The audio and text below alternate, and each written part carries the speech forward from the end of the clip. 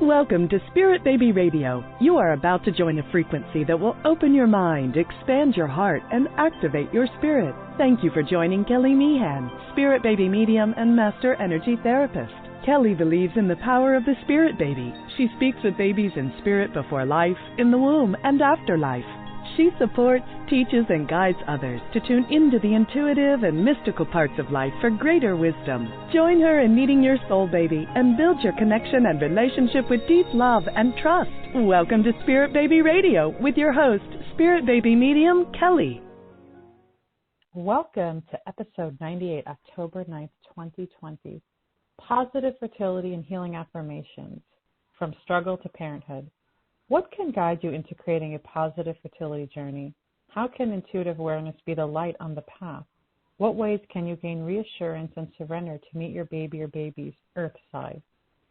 I have a special guest. This is a special guest episode with Dr. Emma Brzezinski. She's a therapist working from a shamanic perspective.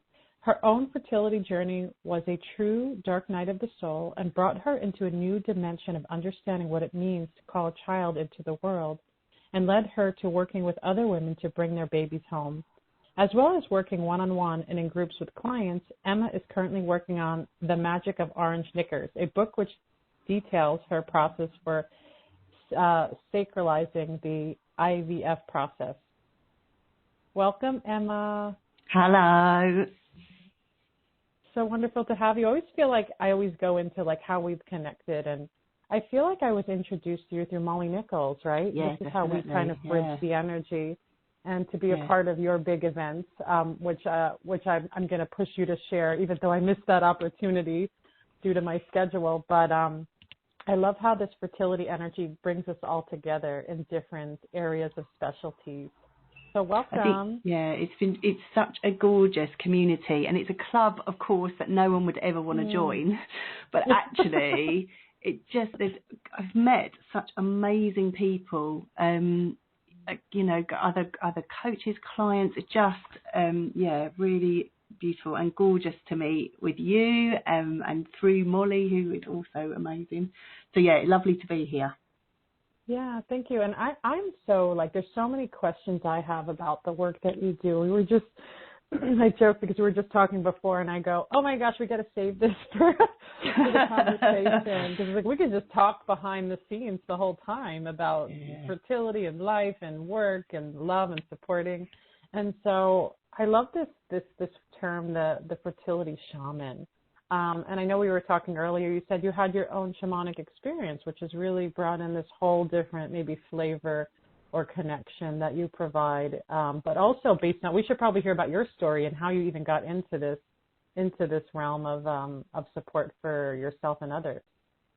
Yeah. Well, I have a background as a therapist. I trained as a therapist, and that training very much took a kind of Jungian approach. And Jung, as many people would know, had a kind of shamanic practice, and his work was very much about spiritual psychology, and he talks very much about the collective unconscious and tapping into that, which we can understand as spirit. And he channeled his books. So my work always had that kind of dimension. So working with clients on quite a deep level. But my own fertility journey, again, we said it's a club no one wants to join. I never wanted to have a fertility journey, and I ended up on one. Yeah. And that really rocked my world, as I'm sure lots of people can understand. And I think it just took me to a place where I had to reach out. I was literally on my knees and just looking for ways to just support myself, ways to surrender. So I just threw myself into that. Also, I think I wanted to have a kind of antidote to, I ended up having IVF, and faced with the prospect of doing IVF, I just very nearly didn't do it, because I was like, this is horrific. I don't want my baby to come into the world through this kind of medical intervention. I'd always had this romantic idea, you know, that my baby would be conceived, there'd be thunder and lightning and this mystical happening, and the baby would come. And then the idea that it was going to be, well, I remember going to the information evening, and they showed us the hatch and the test tubes, and I was just like, this is horrific. So I did a deal with myself that if I was going to go through that, I would do my very best to make it a spiritual journey too. So it was partly about, an antidote to the medicalisation, and partly about a kind of, I need help in this, I need support in this, because my way of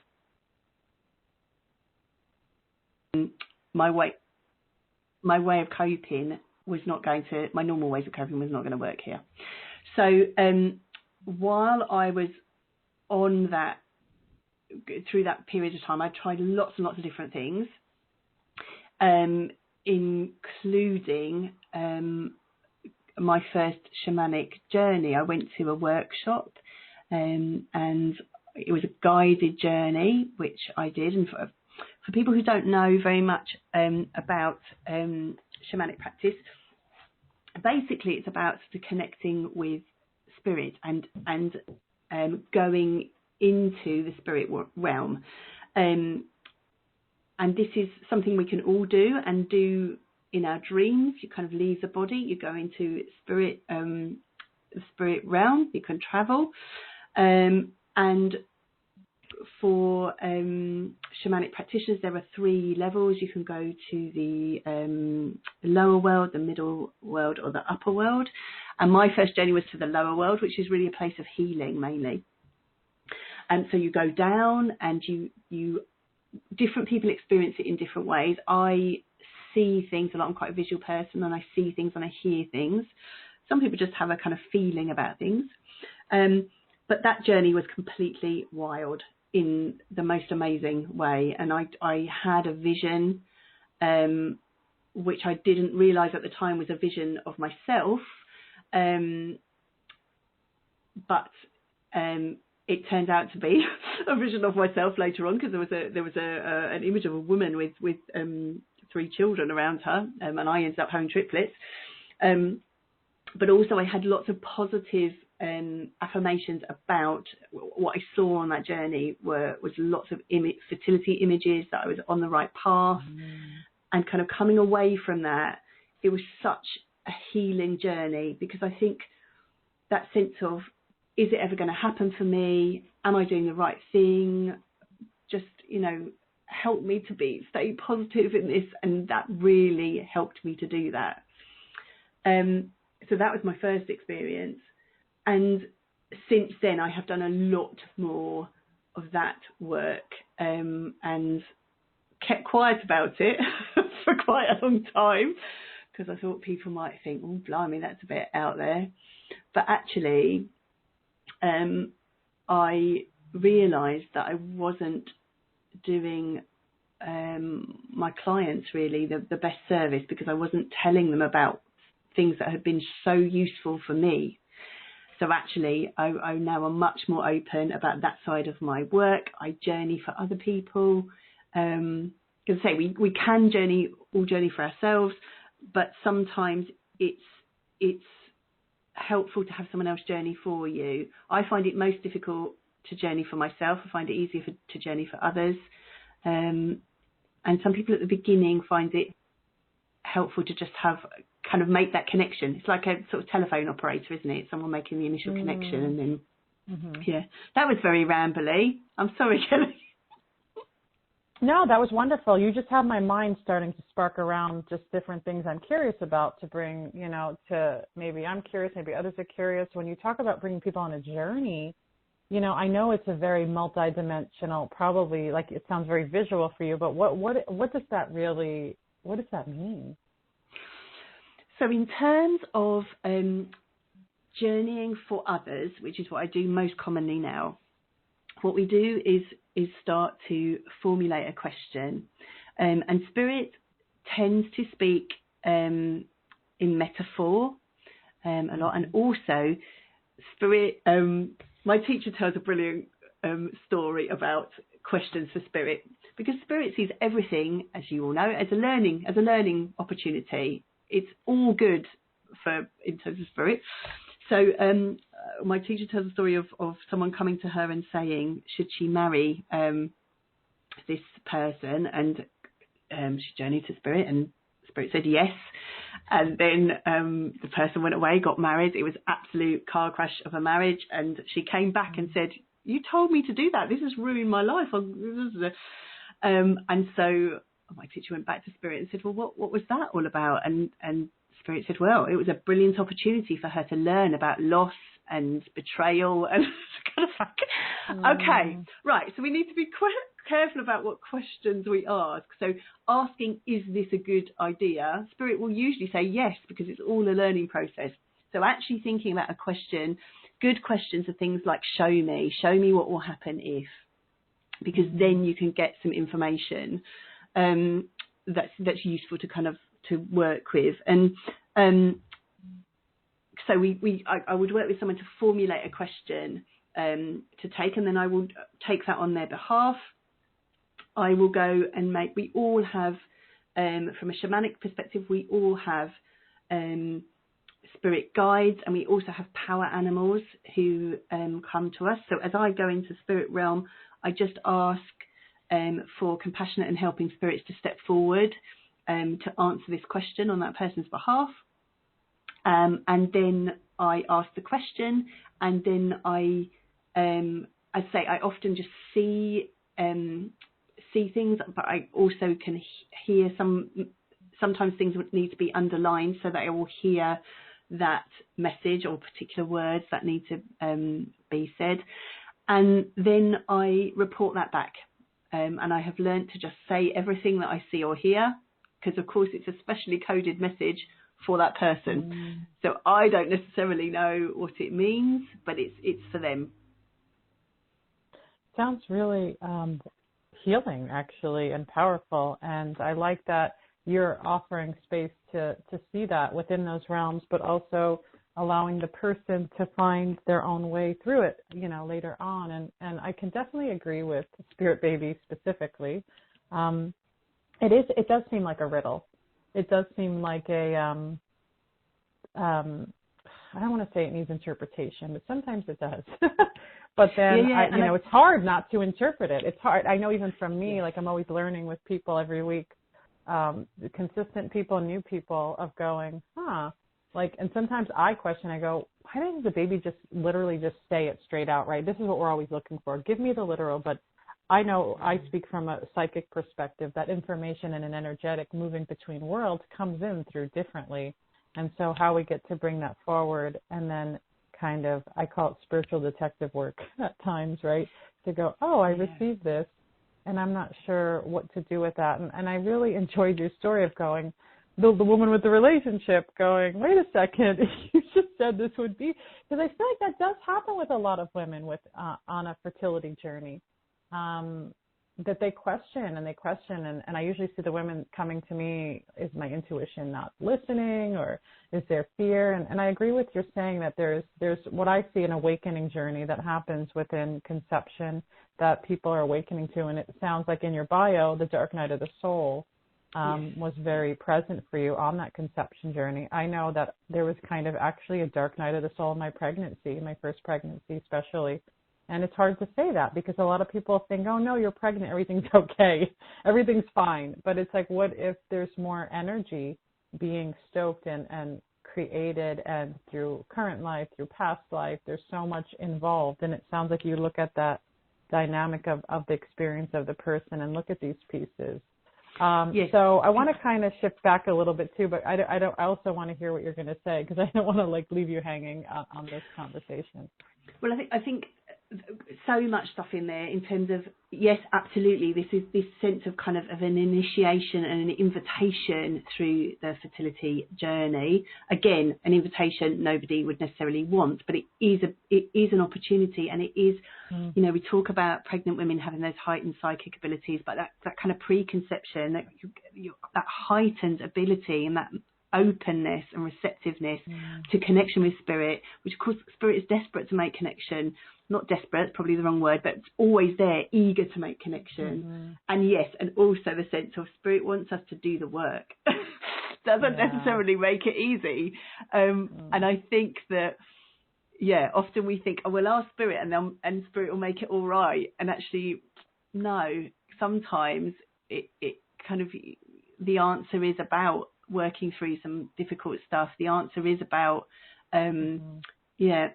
taking something to a different place, but always with love, always just such, and it resonates with people at that healing level.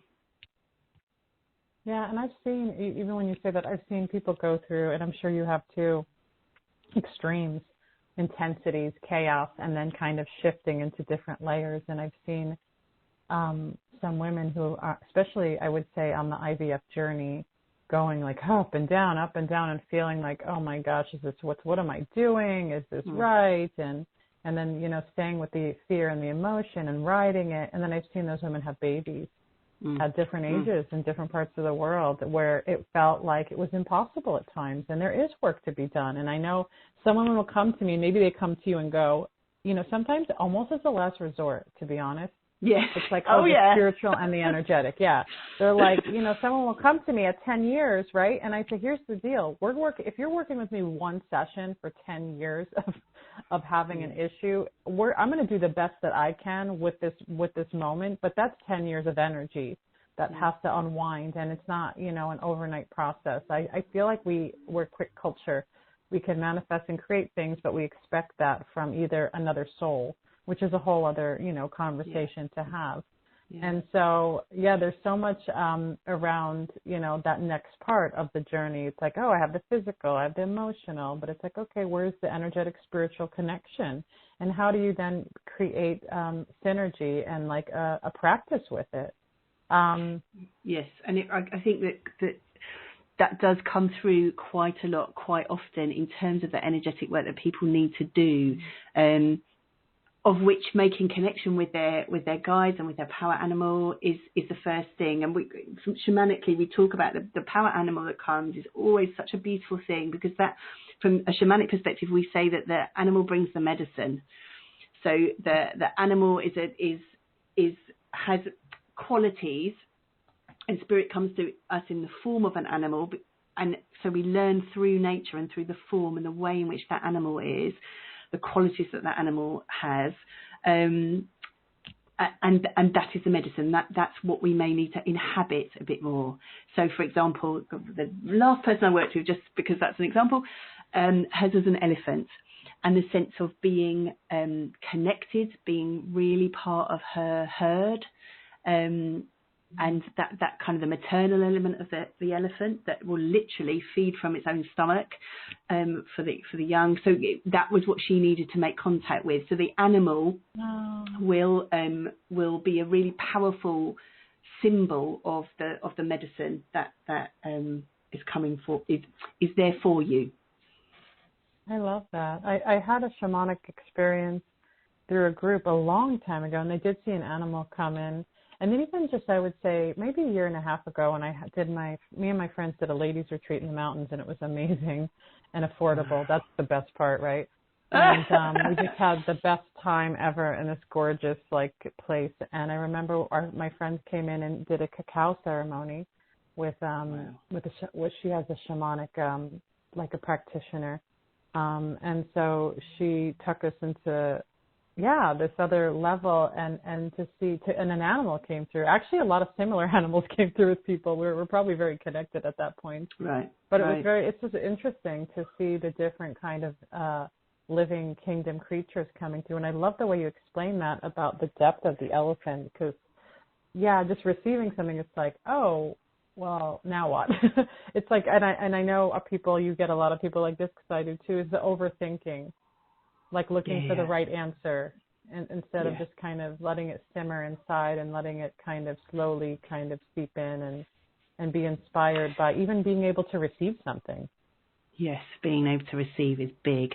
And also, commonly, people will already have a kind of connection with that animal.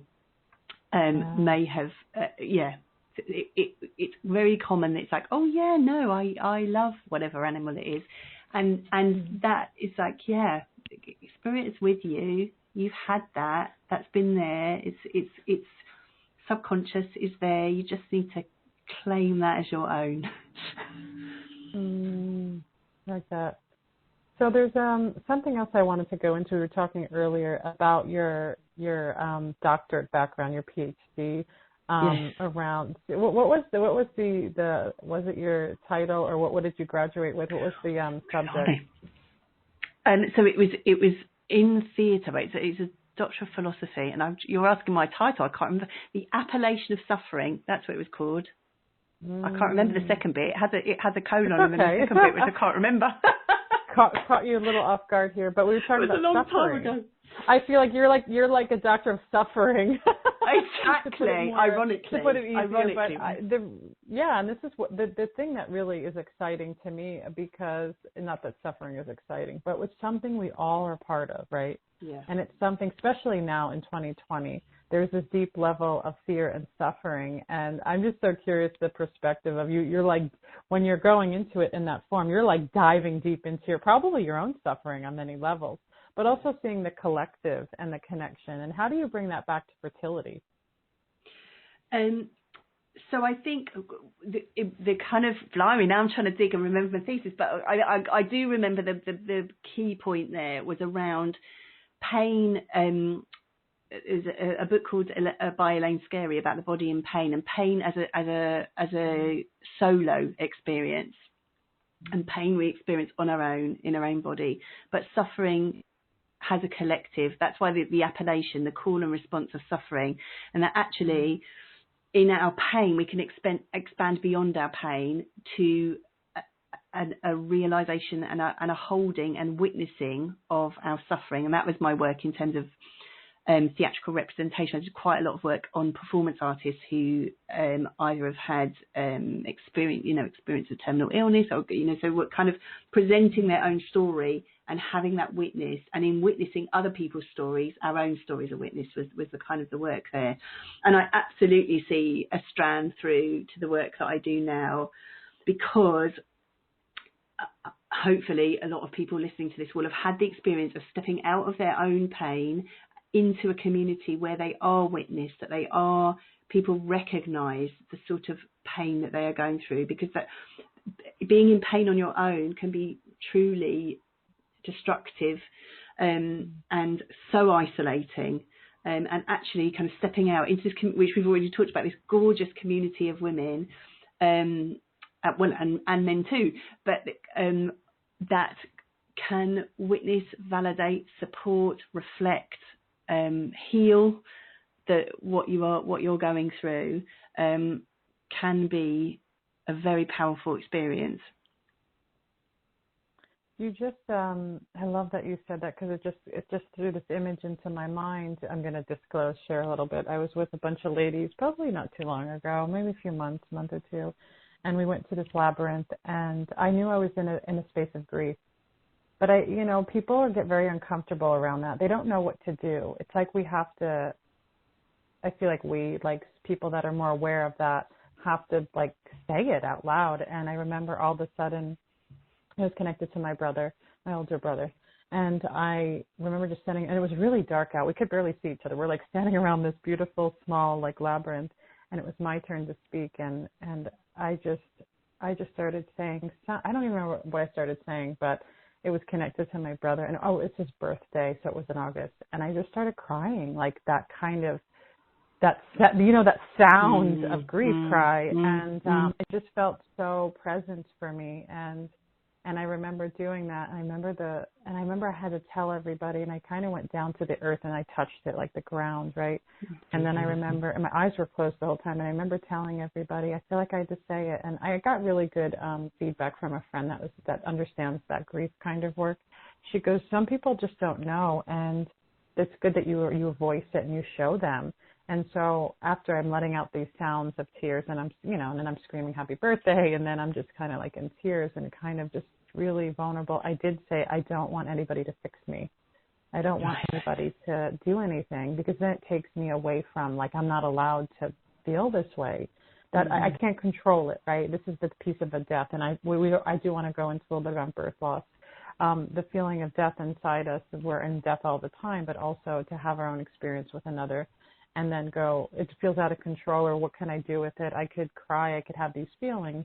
And so it makes me kind of reflect back to what you're saying, being witnessed, being held in suffering, because it does feel like suffering. There's no lying about that. It's not like, oh, well, I'm just going to like move on and be okay. Maybe I'll never be okay. You know, it's like maybe this will always be whatever it needs to be, and how I get to build upon that.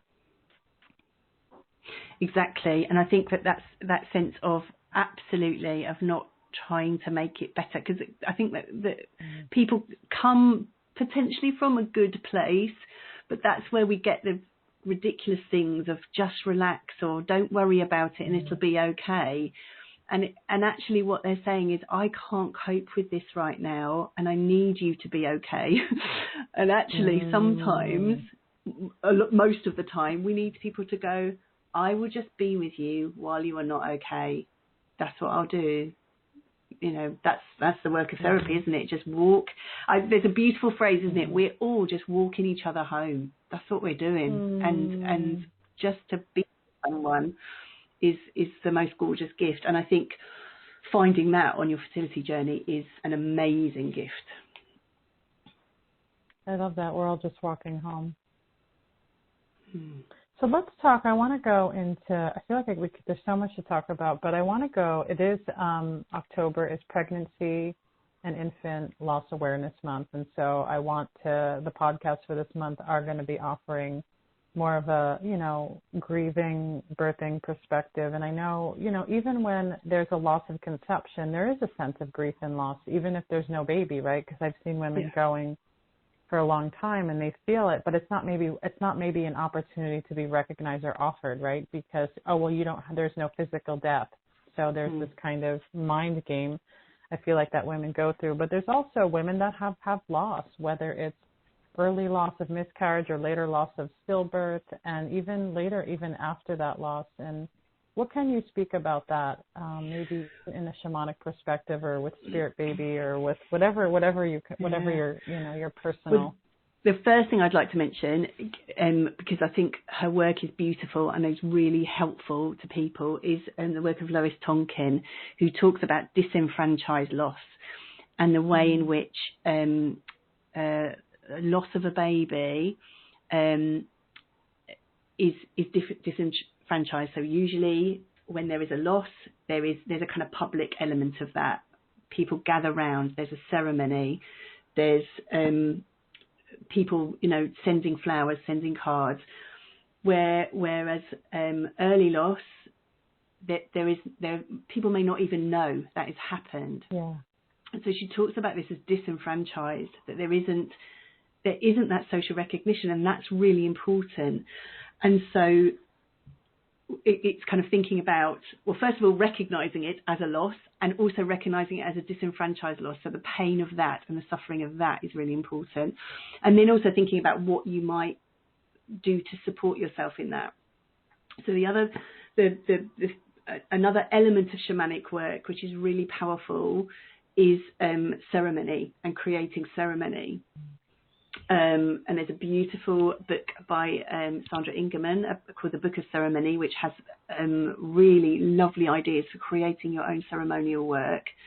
And I would suggest and offer that there's some kind of marking for yourself. And a ceremony can be as simple as lighting a candle.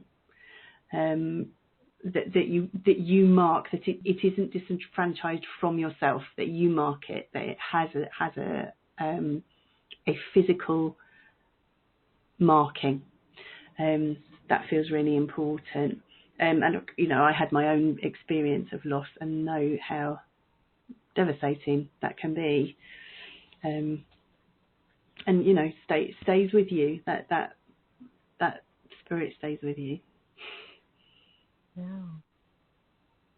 So, I love, I'm really loving into ceremony and ritual. And I like how you bring it down to a really, bearable level of like just lighting a candle. It doesn't have to be this whole event, right? It can be, at different times in different ways. I know that I'm always creating nature altars in my room and space where it became, I used to have in this one area of the room, it was like there was nothing there.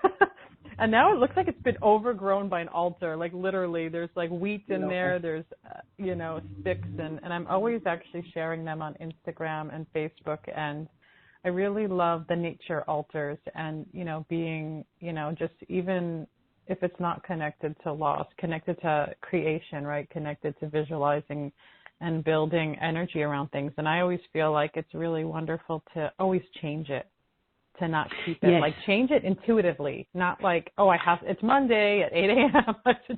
No, like, does it feel like it needs to be reformed with your energy? Absolutely. And that, so from a shamanic perspective, the elements are our kin, the elements are family with us, and the elements and nature love us, want to support us, lend us their energy.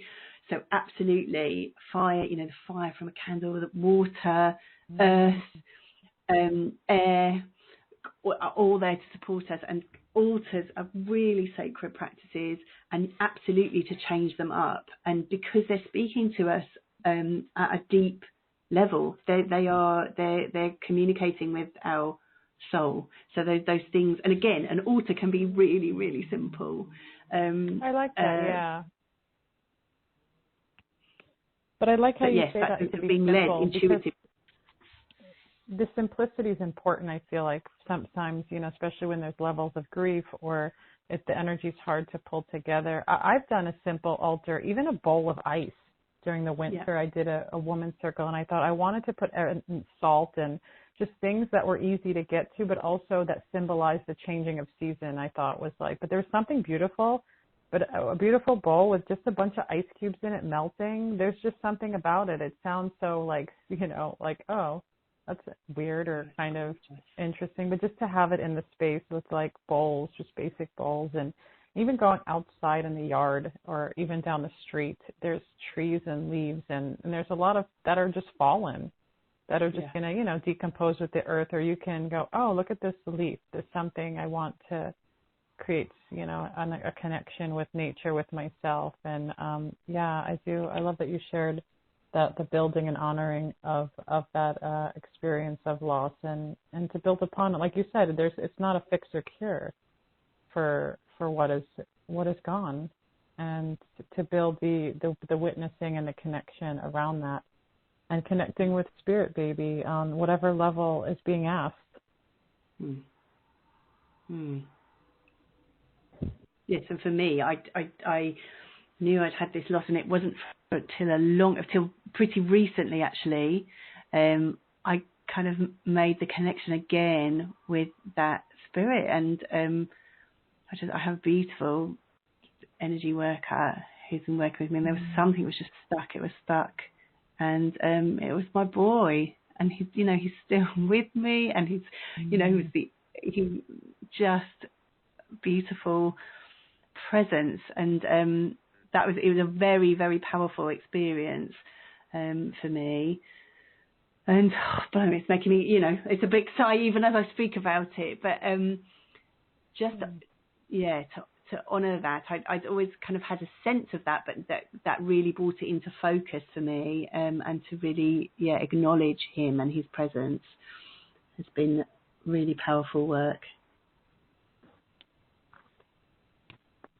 Well, Emma, I want to share a little bit more about. I actually want to hear about the magic of orange knickers, the book that you're working on, but also, is knickers underwear?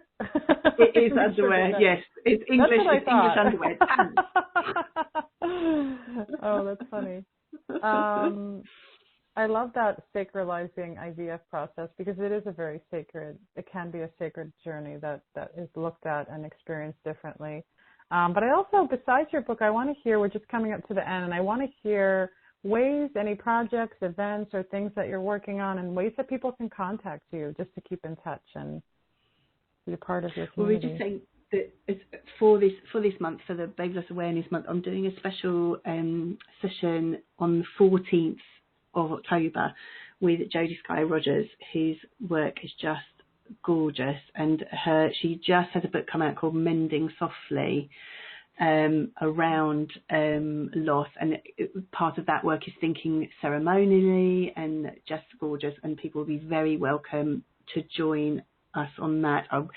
Probably the easiest way to connect is through social media, and I'm on Instagram, Dr. Emma Brzezinski, Facebook, Dr. Emma Brzezinski, and my website is emmabrzezinski.com. So yes, that's a good way to make contact with me, and do say hello, because I do love to connect with people. So your Instagram is, so it's at Emma and then your last name? Is Dr. Emma Brzezinski. Oh, okay, here we go. That makes sense. Doctor. Let's make sure we get that. I want to get the spelling a little bit for people, only because I've had people say, hey. So that would be Dr. and then Emma, EMMA, and then BRODZINSKI. Your links will be available too, but I want to make sure. I just want to make sure that people are connecting and looking at where that is. But yeah, so go ahead. Any other ways? Any of your projects? And well, yes, the book I've been working on that for a long time, and have just had this gorgeous group of women who've been helping me in terms of kind of giving me feedback on these kind of final drafts. I'm always good to go with that, and that is the orange knickers. I wore orange because I wore orange knickers to warm up my sacral chakra, but also I had a whole embryo transfer outfit, so I was full on the orange, and it was lots of things like that things that you can do to help, because that was my ceremonial moment, right? That transfer was about me, my baby, my ancestors, and so it's kind of it was honouring that, rather than it becoming me going into hospital and having a medical procedure, if that makes sense. So the book is around that, and about grounding yourself, supporting yourself, celebrating yourself and spirit in an IVF process. That sounds amazing. I look forward to seeing that. I know the book writing is definitely a journey of its own. It's its own creation. It's its own birth.